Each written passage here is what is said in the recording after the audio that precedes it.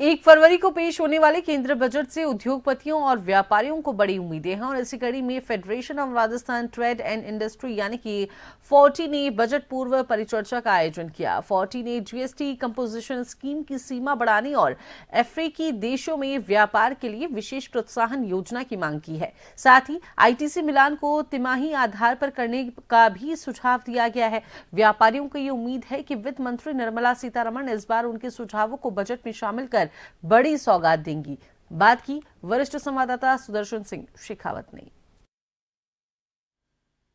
केंद्र सरकार की ओर से जो बजट पेश किया जाएगा उससे अलग अलग वर्ग अलग अलग उम्मीदें कर रहे हैं। Federation of Rajasthan trade and industry की तरफ से हर बार केंद्र सरकार को अलग अलग सुझाव दिए जाते हैं।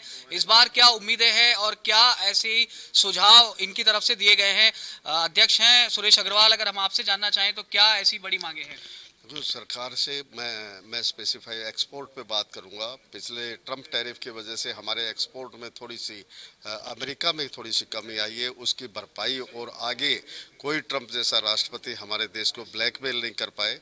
देश को अफ्रीका कॉन्टिनेंटल में हमारा एक्सपोर्ट बढ़ाने की ज़रूरत है। वो एक ऐसा कॉन्टिनेंटल है जहां 90% उनकी लागत का इंपोर्ट करते हैं और इंडिया का उसमें शेयर सिर्फ 16 से 18% है। तो हम अपना एक्सपोर्ट कैसे बढ़ा सकते हैं, सरकार उसमें क्या रियायतें दे सकती है, खासकर एग्जीबिशन, B2B, ड्यूटी ड्रॉबैक और अभी इंटरेस्ट पे सब्सिडी गवर्नमेंट ने घोषणा की अभी 15 दिन पहले 2.75 की, पर वो सारे HSN कोड पे नहीं है। उसमें हर एक HSN कोड को इंक्लूड करने की ज़रूरत है। अगर हम अपना एक्सपोर्ट अफ्रीका बढ़ाते हैं तो मैं ये समझता हूँ कि हम आगे आने वाले टाइम में कोई भी ट्रम्प जैसा राष्ट्रपति कहीं से भी कंट्री को या खासकर इंडिया को धमकाने की कोशिश नहीं करेगा।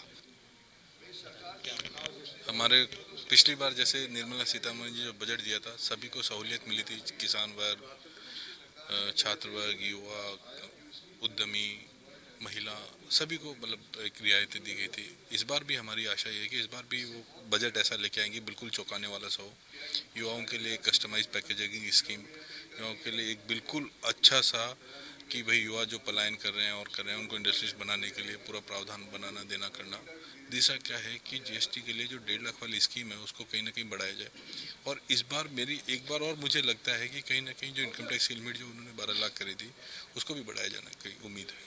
विमेन एंटरप्रेन्योर्स भी हैं हमारे साथ में, प्रेसिडेंट है विमेन विंग की, अगर आपसे जानना चाहें तो किस तरह की एक्सपेक्टेशन है, क्या आप लोगों ने वहाँ पर सुझाव दिए हैं? जी, सुझाव बहुत सारे जा चुके हैं, but as an industrial president होने के नाते जो सबसे मेजर सुझाव है अपने स्टेट का सेंट्रल गवर्नमेंट की तरफ से कि कहीं ना कहीं जो हम महिला उद्यमी है बहुत सारी प्रॉब्लम है, चैलेंजेस से जूझ रही होती हैं।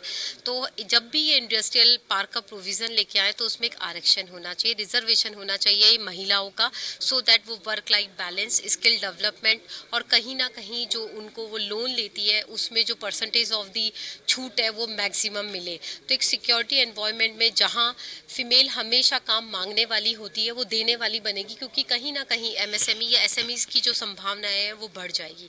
तो जो आने वाला सेंट्रल का बजट है उसमें हमें बहुत सारी उम्मीदें हैं सेंट्रल गवर्नमेंट से। बिल्कुल, तो काम मांगने वाले नहीं काम देने वाले बनेंगे। आपसे अगर हम जानना चाहें टैक्सेशन में क्या आप यहाँ पर एक्सपेक्ट कर रहे हैं? एक्चुअली मैं इनकम टैक्स के लिए सरकार को ये बताऊंगा कि उन्होंने अभी जो स्लैब इस साल जो फाइनेंशियल ईयर में 7 लाख से 12 लाख किया, नो डाउट वो बहुत अच्छा है, लेकिन उसके साथ साथ जो पुराना सिस्टम चल रहा है वो उनको बंद कर देना अच्छा है। तो इनकम टैक्स में रिबेट की एक यहाँ पर बड़ी मांग है और उम्मीद है कि इस बार होगा। अगर हम आपसे जानना चाहें तो क्या एक्सपेक्ट कर रहे हैं आपकी बार बजट से और क्या आप लोगों ने यहाँ पर सजेशंस दिए हैं गवर्नमेंट को? देखिए, अब जो है यूरोप से जो एग्रीमेंट हो गया तो इससे और बहुत सारे रास्ते खुलेंगे, बहुत सारी नई टेक्नोलॉजी आएगी। तो इसलिए गवर्नमेंट को सेमीकंडक्टर, इलेक्ट्रॉनिक्स, इलेक्ट्रिकल्स और सब पे जो स्कीम बंद हो चुकी है सेंट्रल गवर्नमेंट की, वो 1 साल के लिए दोबारा से और लानी चाहिए, बढ़ानी चाहिए उसका टाइम, जिससे क्या है कि नई नई इंडस्ट्री आए, नए नए रोजगार मिले। और सेमीकंडक्टर की जो हमारी एक बहुत बड़ी नीड है वो नीड हमारी पूरी है। अगर हम आपसे जानना चाहें तो क्या ऐसे आपने सजेशंस दिए हैं, क्या एक्सपेक्ट कर रहे हैं? देखिए, सेंट्रल गवर्नमेंट में बहुत आशाएं हैं व्यापारियों की। जिस तरह से अभी व्यापार चल रहा है, एमएसएमई और मध्यम वर्ग के लोगों के लिए बड़ी परेशानी है। जीएसटी को लेकर ये संगतियां अभी भी मौजूद हैं और इनकम टैक्स की रिलीफ जो है वो और बढ़नी चाहिए। हम उम्मीद कर रहे हैं कि राजस्थान का एक विशेष दर्जा जो केंद्रीय सरकार के द्वारा, कि डबल इंजन की सरकार जब हमारी है तो निश्चित तौर पर औद्योगिक नीति के लिए और औद्योगिक क्षेत्रों के लिए ज़्यादा से ज़्यादा सेंट्रल गवर्नमेंट में राजस्थान के लिए विशेष पैकेज होना चाहिए। ये आशाएं लेके चल। तो बिल्कुल हर वर्ग की तरफ से अलग अलग सजेशन हर बार बजट में यहाँ पर दिए जाते हैं। केंद्र सरकार उसको बजट में शामिल भी करती है और इस बार भी उम्मीद की जा रही है कि जो सजेशन यहाँ पर मुख्य हैं उनमें से कुछ को इस बजट में जरूर शामिल किया जा सकता है। मनमोहन के साथ सुदर्शन शेखावत, जन टीवी, जयपुर।